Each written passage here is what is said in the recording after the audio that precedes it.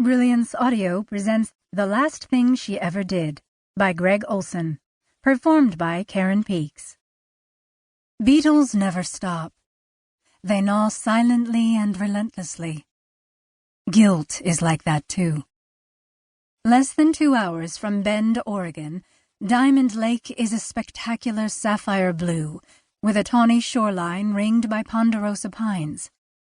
The pines there struggled to survive against the scourge of a plague of unseen beetles that insidiously burrowed through the bark and into the cambium, a tree's growth layer where the rings in the trunk are formed. For years, the attack by the tiny army went unnoticed, picking away, weakening a once mighty stand of timber until the trees began to slump into deadfall. A slow, quiet death, unseen, until it was all too late.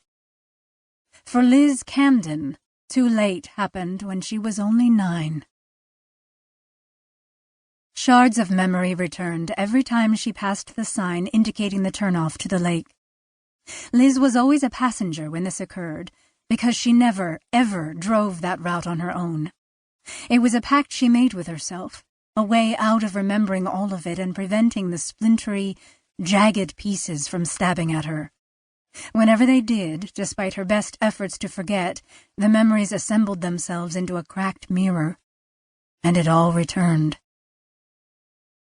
Liz's mother, Bonnie Camden, and neighbor, Miranda Miller, planned a day trip to shop in Portland, 3 hours from Bend. Liz's father, Brian, was away on business, though due home that night. Miranda's husband, Dan, a doctor with a thriving practice in town, had been looking for an excuse to take out his new boat while the women were off spending all of our hard-earned money on diamonds and furs. It was a joke, of course.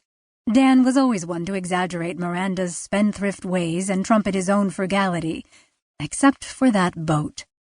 He'd wanted one for years.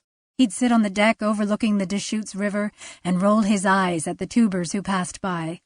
He wanted a boat with an outboard motor. Why float when you could command the water with an engine's roar?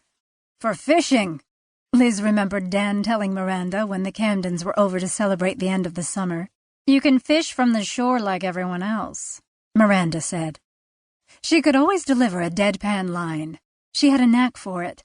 Or she could make her point with a simple gesture, a roll of the shoulder, and what they all knew and loved as the Miranda look. A dart at her target, then away, with a slight smile across her face. Never mean, always effective. I want a boat.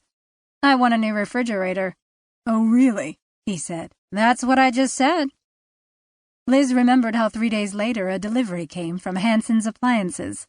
The day after that, Dan pulled up in front of the Miller's house with a boat trailer and the apple of his eye. It wasn't new, but the 16-foot Bayliner Capri was the most beautiful thing Dan had laid eyes on.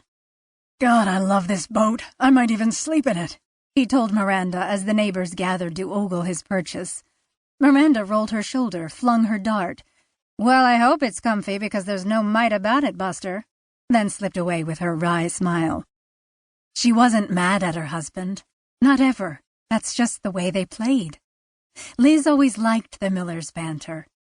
Her parents were mostly silent, a quiet and somewhat sweet stalemate. When the chance came to hang out over at the Millers', she always looked forward to it. She knew it would be fun. The trip to the lake was executed like an army reconnaissance mission, which wasn't surprising.